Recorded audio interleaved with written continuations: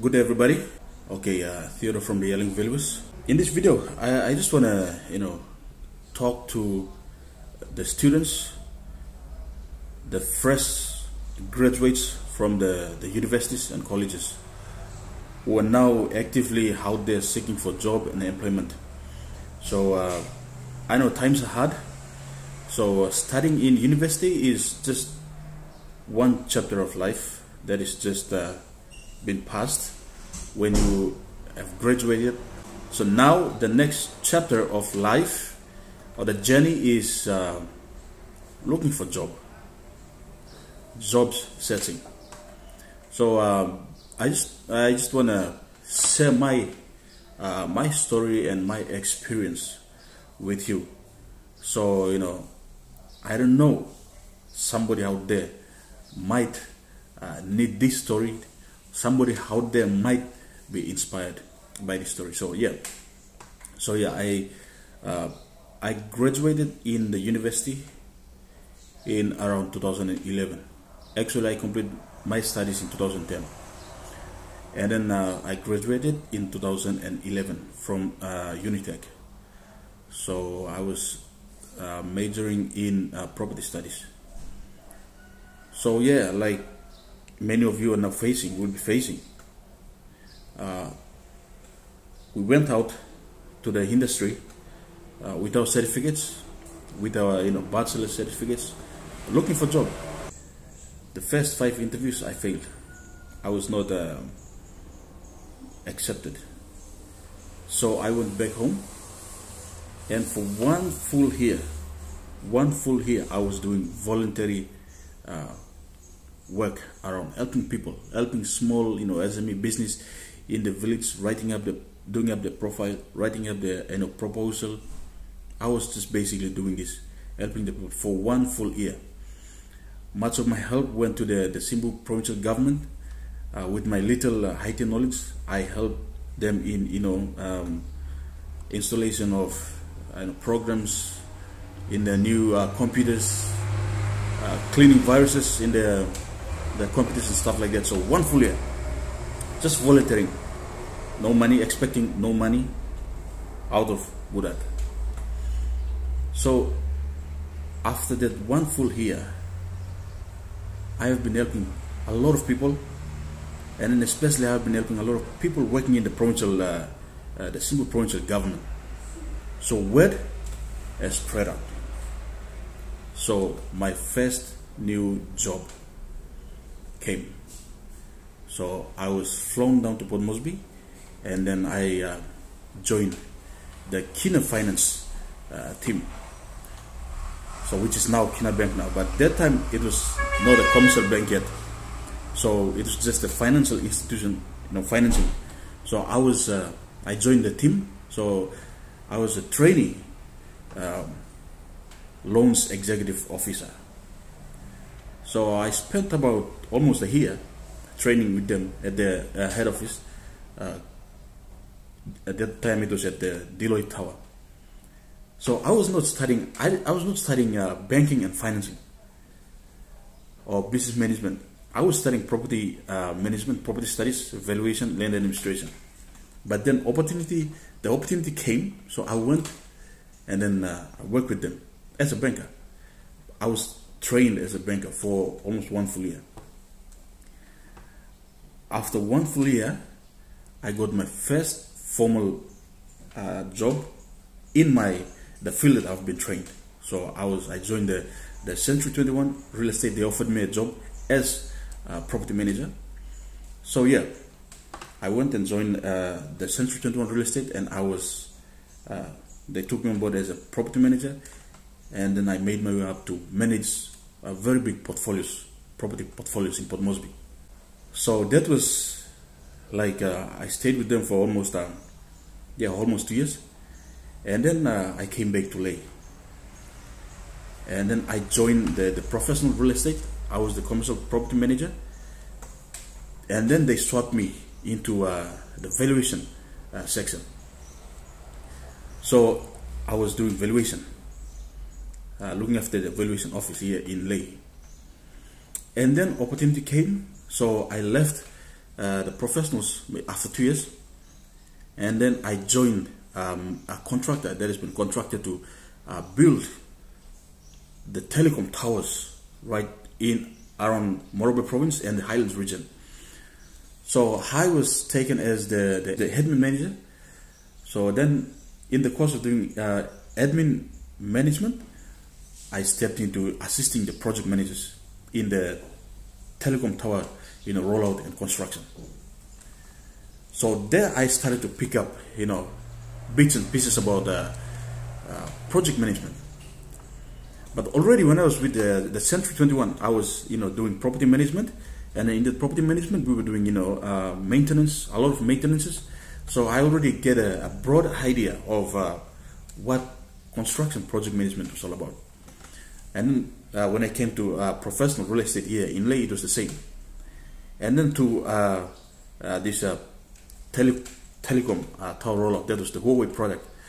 So yeah, I was flown to Port Moresby, to Hagen, attending workshops and seminars about the tower construction. So now I had very clear understanding of tower construction and construction project management. So after the tower rollout, I landed my first professional job as a project manager with the Catholic Diocese of Lae. So I delivered quite a number of projects. If you have come to Top Town, you see that the Catholic head office, the Century, I was the project manager. I managed another project down in Bumbu compound, the rural clinic, 8 post to clinic, Kamkumo Hall, the Makam 2 churches, church buildings, and yeah, quite a number of projects, almost totaling up to 4 to 5 million kind of projects. So I delivered those projects in a span of 9 months. I started most of the projects simultaneously. So after the completion of all these projects, I have to do like weekly reports, and then all these reports has to go directly to the bishop, and then myself together with the bishop, we have to present it sometimes on video conferencing with the office of the propaganda fide. That is the office of the Pope that usually funds the underdeveloped diocese, Catholic diocese. And then yeah, and then my reports directly reached the first secretary of the Pope. And yeah, that was a rare opportunity that I had. So I was with the church, the Catholic Diocese, for almost 2 years, and I completed all the projects within just 9 months, totaling up to almost 4.7 million in a year. And then after that, one afternoon, as I was at home to at lunch, there was a call came in. It was a new number, so I answered the phone call, and then there was the human resource manager for the Rural Airstrip Agency of Papua New Guinea. His name is Andrew Topo. I just tagged him in this post though. Yeah, Andrew Topo. Yeah, that's our story now. Yeah, so he called and he said, "I'm Andrew Topo from the Rural Airstrip Agency. I'm the HR manager, and we have a position vacant for a project manager for the Highlands region of Papua New Guinea." And then the job that the project manager can sometimes oversee some projects in other provinces and regions in Papua New Guinea. And I said, yes, I'm available because I just completed my projects here in Lae. So that was another big project management task I accepted. So I was with the Rural Airstrip Agency of Papua New Guinea for almost 2 years, managing all the operations in the rural airstrips in Papua New Guinea, especially in the Highlands region. We were basically, restoring and maintaining the rural airstrips. So that was that. So for 2 years, I had a professional experience in project management. So if you can see from my story here, I was trained. I got my bachelor in property management, valuation, and land administration. But I couldn't land a job when I completed my studies. I couldn't get a job that align with my field of studies. So I had to go out of my way, do voluntary work, helping people, and then people have connections. People have connections. So they say the word of mouth spreads like fire. So now through the connections of the people that I've been helping, I got my first job. But it was not, again, yet it was not the job that aligns my field of study. It was banking job opportunity. So I took the opportunity. And then from there, I got my job, that I was studying property management. So now I consider that all these experiences put together has put me in a very, good position that when I take up, and then my interest in property valuation has grown. So when I, take up this profession seriously as a property valuer now, I have seen that a property valuer needs knowledge and experiences in, all the sectors in the industry. A property valuer must be well versed with the banking industry. A property valuer must be, knowledgeable with the construction industry, especially the building and the improvements. And I have all this. I have attained and gained all these experiences. So now I said it has put me in a better position to pursue my dream in property valuation. So now I have started my small SME, the valuation firm, which is the Yalingu Valuers. So yeah, that's how I came through. So my word of advice here is don't give up.